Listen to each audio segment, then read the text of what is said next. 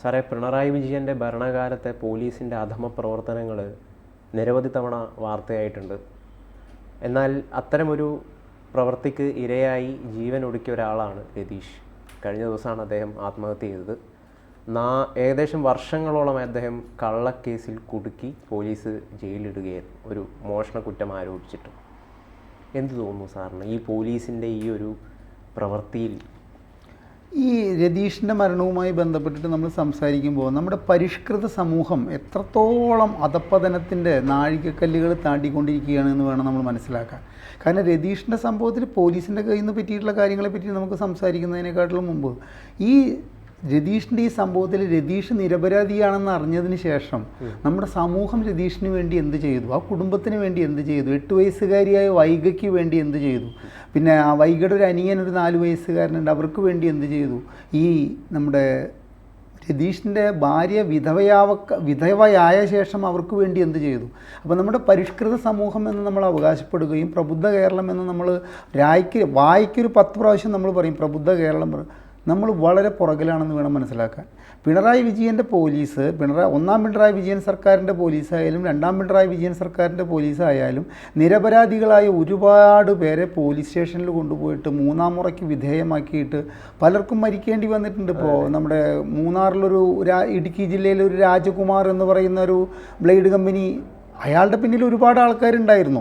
അവരൊന്നും അല്ല പിടിച്ചത് ഇയാളാണ്. അയാളൊരു പാവപ്പെട്ട മനുഷ്യനെ വെച്ചാൽ, പാവപ്പെട്ടതെന്ന് പറഞ്ഞാൽ വ്യക്തിത്വപരമായിട്ടല്ല പറയണത്, അയാൾ സാമ്പത്തികമായിട്ട് അങ്ങേയറ്റം പാവപ്പെട്ട വ്യക്തിയായിരുന്നു. പക്ഷേ അയാൾ പെട്ടെന്ന് പണക്കാരനായി, അയാൾ ബ്ലേഡ് കമ്പനി നടത്തി, അയാളത് പൊളിഞ്ഞു. ആളുകൾ അയാൾക്കെതിരെ പരാതി കൊടുത്തപ്പോൾ പോലീസ് സ്റ്റേഷനിൽ പിടിച്ചു കൊണ്ടുപോയിട്ട് ക്രൂരമായി പീഡിപ്പിച്ചിട്ട് കൊല്ലുകയാണ് ചെയ്തിട്ടുള്ളത്. അത് ഒന്ന്. നമ്മുടെ വരാപ്പുഴയിലൊരു ശ്രീജിത്ത് എന്ന് പറയുന്ന ഒരു ചെറുപ്പക്കാരൻ, അയാളുടെ കുട്ടിക്ക് അന്ന് 6 മാസം 8 മാസത്തെ പ്രായമാണ്. ജോലി കഴിഞ്ഞ് വന്ന് വീടിൻ്റെ തിണ്ണയിൽ കിടന്ന് ഉറങ്ങുമ്പോഴാണ് ആലുവ പോലീസ് ഒരു ഏമാൻ്റെ നേതൃത്വത്തിൽ വന്ന് പിടിച്ചു കൊണ്ടുപോയിട്ട് അയാളെ വരാപ്പുഴ സ്റ്റേഷനിൽ വെച്ച് ക്രൂരമായി പീഡിപ്പിച്ച് നാഭിക്ക് ചവിട്ടി മെഡിസിറ്റി ആശുപത്രിയിൽ കൊണ്ടുപോയി 24 മണിക്കൂറിനുള്ളിൽ മരിച്ചിരിക്കുന്നത്. അപ്പോൾ ഈ പോലീസ് എന്ന് പറഞ്ഞു കഴിഞ്ഞാൽ അതിനെ ഏറ്റവും എന്താ വെച്ച് കഴിഞ്ഞാൽ അത് സമൂഹത്തെ സംരക്ഷിക്കുന്നവർ എന്നൊരു അർത്ഥം ആ വാക്കിനുണ്ട്. നമ്മൾ ഈ നികുതി കൊടുക്കുന്നത് എന്താ വെച്ച് കഴിഞ്ഞാൽ നമ്മുടെ ജീവനും സ്വത്തും സംരക്ഷിക്കുക. അതാണ് സർക്കാരിൻ്റെ പ്രാഥമിക കടമകളിലൊന്നാണ്, നമ്മുടെ ജീവനും സ്വത്തും സംരക്ഷിക്കുക. അതിന് വേണ്ടിയാണ് നമ്മൾ ഇവർ ചോദിക്കുന്ന നികുതികളെല്ലാം കൊടുക്കുന്നത്. എത്ര നികുതി വർദ്ധിപ്പിച്ചാലും കൊടുക്കുന്നത് ഈ ഒരു ഗ്യാരണ്ടി ഈ ഭരിക്കുന്ന സർക്കാരിൽ നിന്ന് ലഭിക്കണം. ഇപ്പോൾ പിണറായി വിജയൻ സർക്കാരിനെ പറ്റി പറയുമ്പോൾ എല്ലാ കാലത്തും ഭരിക്കുന്ന സർക്കാരിൻ്റെ ചട്ടുകത്തിൻ്റെ പിടിയാണ് പോലീസ് എന്ന കാര്യത്തിൽ സംശയമൊന്നുമില്ല. പക്ഷേ കഴിഞ്ഞ ഒരു 8 വർഷത്തെ കാര്യങ്ങൾ എടുത്തു കഴിഞ്ഞാൽ അങ്ങേയറ്റം നിയന്ത്രണമില്ലാത്ത വിധത്തിലാണ് പോലീസ് മുൻപോട്ട് പോയിക്കൊണ്ടിരിക്കുന്നത്. അതിൻ്റെ പ്രഥമ ഉദാഹരണമാണ് ഒരു തട്ടിപ്പുകാരൻ്റെ മോൻസൺ മാവുങ്കലിൻ്റെ തട്ടിപ്പ് സ്ഥലത്ത് DGP ADGP ഒക്കെ വന്നിട്ട് നിത്യസന്ദർശകരായിട്ട് ഉള്ള സംഭവങ്ങളും ഒരു IG-ക്കും ഒരു DIG-ക്കും മറ്റേ സസ്പെൻഷൻ വരെ കിട്ടിയിരിക്കുന്ന സമയമാണ്. ആ താവളത്തെ നിത്യസന്ദർശകരായിട്ട് അയാളുടെ തട്ടിപ്പിനൊക്കെ കൂട്ടുന്നതിൻ്റെ പേരിൽ അവിടെ നമ്മുടെ ബെഹ്റ എന്ന് പറയുന്ന പോലീസ് മേധാവിയേമാൻ അവിടുത്തെ ചെന്ന് അവിടെ മറ്റേ രാജകീയ സിംഹാസനത്തിലിരുന്ന് ഉടവാളൊക്കെ പിടിച്ചൊരു ഫോട്ടോ എടുത്ത് എത്ര അപമാനകരമായ സംഗതിയാണെന്നൊന്ന് ആലോചിച്ച് നോക്കണം. അപ്പോൾ ഇവിടെ ഈ രതീഷിൻ്റെ കാര്യത്തിലേക്ക് വന്നു കഴിഞ്ഞാൽ രതീഷ് തികച്ചും നിരപരാധിയായ ഒരു മനുഷ്യനായിരുന്നു, ഒരു കള്ളനെ. ഓട്ടോ ഡ്രൈവറായിരുന്നു. ആ ഓട്ടോ 6 വർഷം ഈ പോലീസ് സ്റ്റേഷനിലെ ഫോർമാലിറ്റിക്ക് വേണ്ടിയിട്ട് അത് തുരുമ്പ് പിടിച്ചു പോയി. അയാൾക്ക് ജീവിക്കാൻ വയ്യാത്ത സാഹചര്യത്തിലാണ് അയാൾ ആത്മഹത്യ ചെയ്തത്. 2014 അദ്ദേഹത്തെ തീർച്ചയായും 2014 ജൂണിലാണ് അദ്ദേഹത്തിനെ അറസ്റ്റ് ചെയ്യുന്നത്. മെഡിക്കൽ ഷോപ്പിൽ നടത്തിയെന്നായിരുന്നു കണ്ടെത്തൽ. അതെന്താ, അവിടുത്തെ CCTVയിൽ ആ മനുഷ്യൻ്റെ സാന്നിധ്യം, ഒരാളുടെ സാന്നിധ്യം ഉള്ളത് കൊണ്ട് എങ്ങനെയാണ് പോലീസ് ആ മോഷണം നടത്തിയത് അയാളാണെന്ന് പറയുക? അതായത് എന്നിട്ട് 2 വർഷത്തിന് ശേഷം യഥാർത്ഥ പ്രതി പിടിയിലായപ്പോഴാണ് മനസ്സിലായത് ഇയാൾ നിരപരാധിയാണെന്ന്. കാരണം യഥാർത്ഥ പ്രതി ഒരു കള്ളൻ പറഞ്ഞു, ഞാനാണ് അവിടേക്ക് പോയിട്ടുള്ളത്. അദ്ദേഹത്തെ മറ്റൊരു കേസിലാണ് പിടിക്കപ്പെട്ടത്. പിന്നീട് അദ്ദേഹം ഈ കാര്യം വെളിപ്പെടുത്തി. ഇത് നോക്കൂ, ഇത് കൊല്ലം അഞ്ചലിലത്തെ ഒരു സംഭവം. ഈ പറവൂര് ഒരു വയോധിക, 66 വയസ്സായ ഒരു വയോധിക ഒറ്റയ്ക്ക് താമസിക്കുന്നുണ്ട്. അവർ ഭർത്താവ് മരിച്ചിട്ടുണ്ട്, അവർക്ക് മക്കളില്ല. അവരുടെ വീടിൻ്റെ അടുത്തുള്ള ഒരു കടയിൽ ഒരു മോഷണം നടന്നു.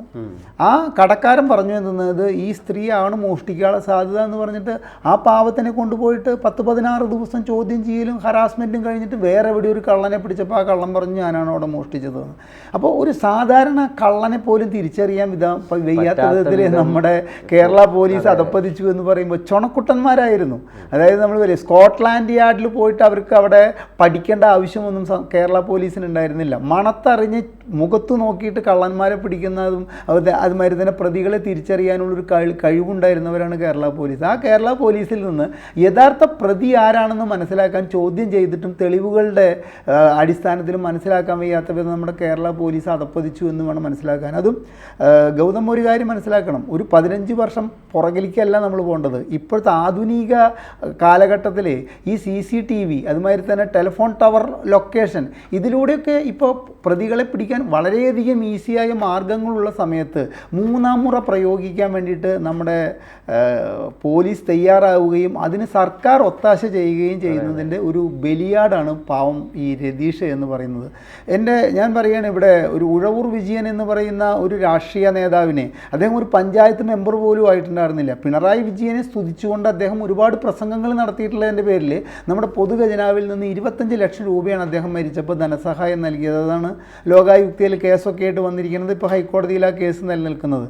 ഈ പിണറായി വിജയൻ സർക്കാർ ചെയ്യേണ്ടത് അങ്ങനെ 25 ലക്ഷം രൂപ ഒരു രാഷ്ട്രീയ നേതാവിന് കൊടുക്കാൻ തയ്യാറായത്, ഒരു 10 കോടി രൂപ ഈ രതീഷിൻ്റെ വിധവയായ ആ സ്ത്രീക്കും ആ കുട്ടികൾക്കും കൊടുക്കാൻ ഈ സർക്കാർ തയ്യാറാവണം. എങ്കിലേ നമ്മൾ ഇതിനൊരു പ്രായശ്ചിത്തമായിട്ട് അത് പൊതുഖജനാവിൻ്റേതായിട്ട് എൻ്റെ അടുത്ത് കൊടുക്കട്ടെ. കാരണം ഇത്തരത്തിലുള്ള പോലീസിൻ്റെ തേർവാഴ്ചകൾക്ക് എല്ലാ കാലത്തും നഷ്ടം സഹിച്ചിരിക്കുന്നത് ഇവിടുത്തെ നികുതിദായകരാണ്. കാരണം ഈ നഷ്ടപരിഹാരം കൊടുക്കുന്നതൊക്കെ നമ്മുടെ നികുതിപ്പണം എടുത്തിട്ടാണ്.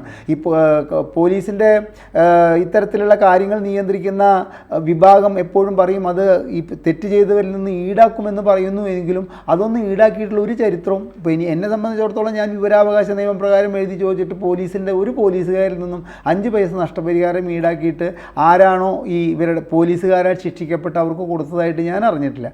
പോലീസ് കംപ്ലയിൻറ്റ്സ് സെൽ അതോറിറ്റിയിലേക്ക് എഴുതി ചോദിച്ച വിവരത്തിൽ നിന്ന് കിട്ടിയിട്ടുള്ളത് പോലീസുകാരിൽ നിന്ന് ഈടാക്കണമെന്ന് പറയാനും ഞങ്ങൾക്ക് അധികാരമുള്ളൂ, അല്ലാതെ ആ പൈസയൊന്നും ഈടാക്കിയിട്ടില്ല. അപ്പോൾ ഈ രതീഷ് നമുക്ക് അവസാനത്തെ ഉദാഹരണമാകണേ എന്ന് നമുക്ക് ആഗ്രഹിക്കാനേ പറ്റുകയുള്ളൂ. പക്ഷേ ഇപ്പം തിരുവനന്തപുരത്ത് ശ്രീജിത്ത് എന്ന് പറയുന്ന ഒരാൾ കാലങ്ങളായിട്ട് അവിടെ സമരം കിടക്കുകയാണ്. അദ്ദേഹത്തിൻ്റെ ജ്യേഷ്ഠൻ ഇതേപോലെ കസ്റ്റഡി ആക്രമണത്തിലും കൊല്ലപ്പെട്ടു എന്നും ഇതിനെതിരെ എന്താണ് സർക്കാർ അനുകൂലമായിട്ടുള്ളൊരു വിധി വേണമെന്നൊക്കെ പറഞ്ഞിട്ടാണ് അദ്ദേഹം കിടക്കുന്നത്. അദ്ദേഹത്തിൻ്റെ ഈ നമ്മുടെ വഴിയിൽ ഇത്രയും എൻ്റെ അറിവിൽപ്പെട്ടിടത്തോളം 6 വർഷമായിട്ടൊരു സെക്രട്ടേറിയറ്റിൻ്റെ പടിക്കൽ ഒരു സമരം നടത്തുന്ന ഒരു വ്യക്തി എന്നുള്ളത് അദ്ദേഹം മാത്രമായിരിക്കും. കാരണം ഇത്രയും കാലമൊന്നും ഒരു സമരം സ്വന്തം സഹോദരൻ്റെ മരണത്തിൻ്റെ ആരാണ് ഉത്തരവാദി എന്നറിയാൻ വേണ്ടിയിട്ട് ഇത്തരത്തിലൊരു ത്യാഗം സഹിക്കുന്ന ഒരു സഹോദര ബന്ധത്തെ അങ്ങേയറ്റം ആദരിച്ചുകൊണ്ട് തന്നെ പറയട്ടെ, അത് നമ്മുടെ CBI അന്വേഷിച്ചിട്ടും പറയുന്നത് അത് കസ്റ്റഡി മരണമല്ല എന്നുള്ളത് പറഞ്ഞ സ്ഥിതിക്ക് ഈ ശ്രീജിത്ത് ഇനി ഏറ്റവും വേണ്ടതെന്ന് വെച്ച് കഴിഞ്ഞാൽ പരമോന്നത നീതിപീഠത്തെ സമീപിക്കുകയാണ്. അതായത് അതിൻ്റെ യഥാർത്ഥത്തിലുള്ള ഇപ്പോൾ ജസ്നയുടെ കാണാതായ പ്രശ്നത്തിൻ്റെ മുകളിൽ CBI അന്വേഷണം അവസാനിപ്പിച്ചിട്ട് ഇപ്പോൾ അവർ തുടർന്ന് അന്വേഷിക്കാമെന്ന്. അപ്പോൾ ഈ CBIയുടെ തുടരന്വേഷണം വേണമെന്ന് പറഞ്ഞിട്ട് ശ്രീജിത്ത് കോടതിയെ സമീപിച്ചുകൊണ്ട് ഒരു ഉത്തരവ് മേടിക്കുകയാണ്. അതിനിപ്പോൾ അവിടെ അദ്ദേഹത്തിൻ്റെ ജീവിതകാലം മുഴുവൻ അദ്ദേഹം അവിടെ കിടന്നതുകൊണ്ട് ഒരു നീതിപീഠം കണ്ണു തുറക്കുമെന്ന് നമുക്ക് പറയാൻ പറ്റും. വെറുതെ സമയം പാഴാക്കുകയാണ് ശ്രീജിത്ത് എന്നുള്ളത്. ഇപ്പോൾ ഈ ടോക്കിൽ അത് വരേണ്ട ഇതുണ്ടെന്ന് എനിക്ക് തോന്നുന്നില്ല. എന്നിരുന്നാൽ പോലും ശ്രീജിത്ത് സമയം പാഴാക്കുകയാണ്. ശ്രീജിത്ത് എത്രയും വേഗം നീതി നിയമ സംവിധാനങ്ങളെ സമീപിച്ചുകൊണ്ട് ഇതിനൊരു പരിഹാരം കാണാൻ ശ്രമിക്കണമെന്നാണ് ഒരു സാമൂഹ്യ നിരീക്ഷകൻ എന്ന നിലയ്ക്ക് എനിക്ക് പറയാനുള്ളത്. അപ്പോൾ ഈ രതീഷിൻ്റെ കാര്യത്തിൽ നമ്മുടെ കേരള പോലീസിന് പറ്റിയ തെറ്റ് ഇനി ആവർത്തിക്കാതിരിക്കാൻ നടപടികൾ എടുക്കേണ്ടത് ആരാച്ച രാഷ്ട്രീയ നേതൃത്വമാണ്. അപ്പോൾ ഈ ഞാനിതിൽ പറയുന്നത് ഇവർക്കെതിരെ ഈ പോലീസ് ഉദ്യോഗസ്ഥർക്കെതിരെ അന്വേഷണം നടക്കുന്നുണ്ടെങ്കിലും അത് വളരെ മെല്ലനെ പതുക്കെ എവിടെയും എത്താത്ത രീതിയിലാണ് മുമ്പോട്ട് പോകുന്നത്. ആരാണ് ഈ പോലീസ്? ഇപ്പോൾ ഈ രതീഷിനെ ഈ അറസ്റ്റ് ചെയ്തതും പീഡിപ്പിച്ചതുമായിട്ടുള്ള പോലീസുകാർക്കെതിരെ അവരുടെ മുകളിലുള്ളവരല്ലേ ഈ അന്വേഷണം നടത്തുന്നത്? ആരെങ്കിലും അവനവൻ്റെ കീഴിലുള്ള പോലീസ് ഉദ്യോഗസ്ഥർക്കെതിരായിട്ട് ഇത്തരം ഒരു കാര്യങ്ങളിൽ ഇവനെ ക്രൂരമായി പീഡിപ്പിച്ച് കൊന്നതാണെന്നുള്ള ഒരു റിപ്പോർട്ട് കൊടുക്കില്ല. കാരണം ഇതിൻ്റെ സമയം കഴിഞ്ഞു. ഇതിലിപ്പോൾ കോടതിക്ക് ഇടപെട്ട് കഴിഞ്ഞാൽ തന്നെ തെളിവുകളെല്ലാം നശിപ്പിക്കപ്പെട്ടിരിക്കും. അതായത് ഇവനെ പോലീസ് സ്റ്റേഷനിൽ പാവം ഈ രതീഷിനെ കൊണ്ടുപോയിട്ട് ക്രൂരമായി മർദ്ദിക്കപ്പെട്ട ആ ഭാഗം തെളിവുകളൊക്കെ ഇവർ നശിപ്പിച്ചിട്ടുണ്ടാവും. പോലീസ് സ്റ്റേഷനിൽ CCTV ഉണ്ടെങ്കിൽ തന്നെ അതൊക്കെ നശിപ്പിച്ചിട്ടുണ്ടാവും ഇതിലിടയ്ക്ക്. അപ്പോൾ ഇതിപ്പോൾ നാളെ രതീഷിൻ്റെ കുടുംബത്തിന് ഈ നീതി നിയമ സംവിധാനങ്ങളിൽ നിന്ന് ഒരു നീതി ലഭിക്കുമെന്നുള്ള ഒരു പ്രതീക്ഷ എനിക്കില്ല. അതിനാണ് പറയുന്നത്, ഇതിൻ്റെ ധാർമ്മികമായ ഉത്തരവാദിത്വം ഏറ്റെടുത്തുകൊണ്ട് ആ കുടുംബത്തിന്, ആ രതീഷിൻ്റെ ഭാര്യയ്ക്കോ 2 കുഞ്ഞുങ്ങൾക്കും ജീവിക്കാനുള്ള ഒരു സാഹചര്യം ഒരുക്കാൻ വേണ്ടി സർക്കാർ വലിയൊരു തുക, അവർക്ക് ചെറിയൊരു തുക കൊടുത്തതുകൊണ്ടായില്ല, വലിയൊരു തുക കൊടുക്കണം. കാരണം ഒരു പ്രമുഖ പത്രത്തിൻ്റെ ഫ്രണ്ട് പേജിൽ ആ സ്ത്രീയുടെ ഒരു പൊട്ടിക്കരഞ്ഞുകൊണ്ടുള്ള ഒരു ചിത്രം ഞാൻ കണ്ടപ്പോൾ നമുക്കൊക്കെ നാളെ സംഭവിക്കാവുന്ന സംഗതിയാണ്. നമുക്ക് ഇതുമാതിരി മാതിരി തന്നെ സഹോദരങ്ങളുണ്ട്, എനിക്ക് മക്കളുണ്ട്. ഇപ്പോൾ ഗൗതമിനെ തന്നെ നാളൊരു സംശയത്തിൻ്റെ മുകളിൽ പിടിച്ചു കൊണ്ടുപോയിട്ട് ക്രൂരമായി മർദ്ദിച്ചു. ആ മർദ്ദനത്തിൻ്റെ ഡെപ്തിൻ്റെ ഇത് സഹിക്കാനാവാതെ നാളെ നമ്മൾ പുറത്തു വന്നിട്ട് ആ വ്യക്തി ആത്മഹത്യ ചെയ്യേണ്ട ഒരു അവസ്ഥയിലേക്ക് ഇത്തരത്തിലുള്ള ക്രൂര പീഡനങ്ങൾ, പോലീസ് സ്റ്റേഷൻ എന്ന് പറഞ്ഞു കഴിഞ്ഞാൽ ക്രൂരമായി പീഡിപ്പിക്കാനുള്ള സ്ഥലമല്ല.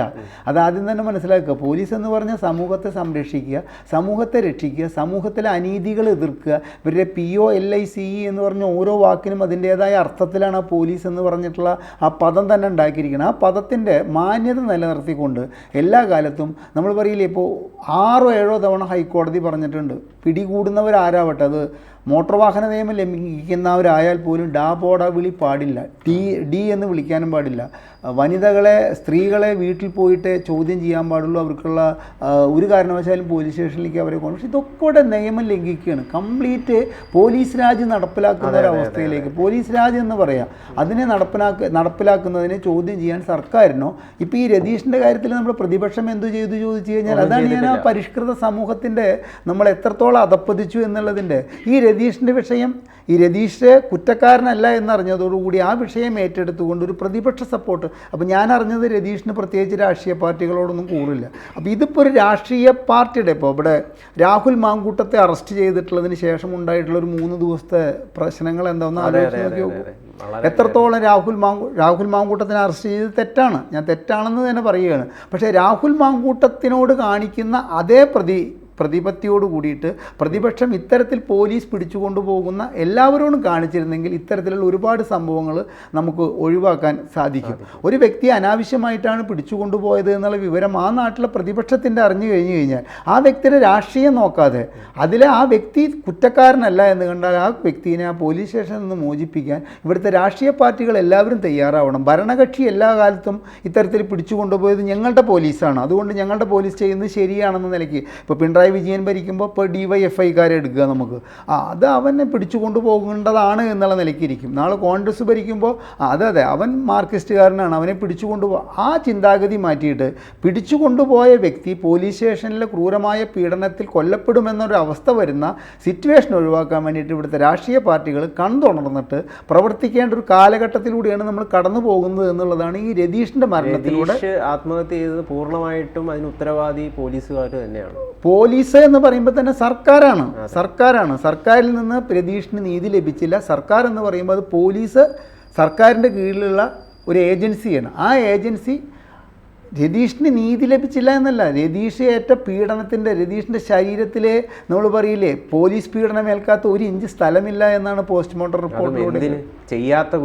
ചെയ്യാത്ത കുറ്റത്തിന് നമ്മളിപ്പോൾ ഒരു മെഡിക്കൽ ഷോപ്പിൽ നിന്ന് ഒരു വിക്സ് ഗുളിക എടുത്തിട്ടാണ് അയാളത് ചെയ്തത്. അയാൾ അവിടെ മരുന്ന് മേടിക്കാൻ പോയതാണ് അയാളുടെ കുടുംബത്തിന് വേണ്ടിയിട്ട്.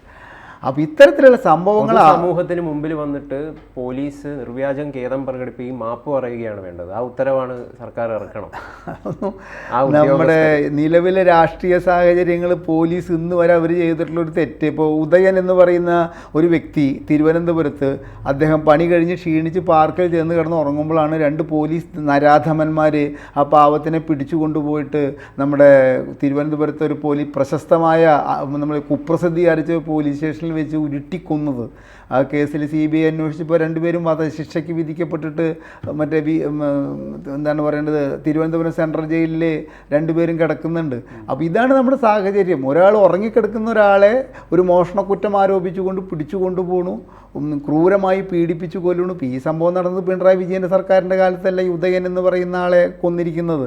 പക്ഷേ ഏത് സർക്കാരിൻ്റെ കാലത്തായാലും പോലീസിൽ നിന്ന് സാധാരണക്കാരന് ലഭിക്കേണ്ട നീതി എന്താണെന്ന് വെച്ചാൽ അവനെ ഒരു കുറ്റം ചാർത്തിക്കൊണ്ട് കൊണ്ടുപോയിട്ട് ക്രൂരമായി പീഡിപ്പിച്ചു കൊല്ലുക എന്ന് പറയുന്ന രീതി അവസാനിപ്പിക്കേണ്ട കാലഘട്ടമാണ്. കാരണം നമ്മൾ പറയില്ല, അങ്ങേയറ്റം പുരോഗമിച്ച സാംസ്കാരികമായി വളരെയധികം ഉയരത്തിൽ നിൽക്കുന്ന ഒരു സംസ്ഥാനമാണ് കേരളം. ആ സംസ്ഥാനത്ത് പോലീസിൻ്റെ ഈ കിരാതവാഴ്ച അവസാനിപ്പിക്കാൻ നമ്മുടെ സർക്കാരുകൾ നടപടിയെടുക്കണമെന്നാണ് പറയാനുള്ളത്. അതെ, നരാധമന്മാരായിട്ടുള്ള ചില പോലീസ് ഉദ്യോഗസ്ഥരെ നന്നാവണമെന്നാണ് പറയാനുള്ളത്. ചില എന്ന് പറഞ്ഞിട്ട് നിർത്തരുത്. ഏകദേശം ഒരു 30% പോലീസുകാരും പറയില്ല ഈ കാക്കി ശരീരത്തിൽ കയറി കഴിഞ്ഞു കഴിഞ്ഞാൽ അവരുടെ വിചാരം ഇത് പിന്നെ ഞങ്ങളുടെ കീഴിലുള്ള പഴയ രാജാക്കന്മാർ വിചാരിക്കില്ല ഞങ്ങളുടെ പ്രജയാണ്, നമുക്ക് അവരെ എന്തും ചെയ്യാൻ, ചാട്ടവാറിനടിക്കാൻ, തൂക്കിക്കൊല്ലാം, ചോദിക്കാൻ ആരുമില്ല എന്നുള്ള ആ അവസ്ഥ മാറണം.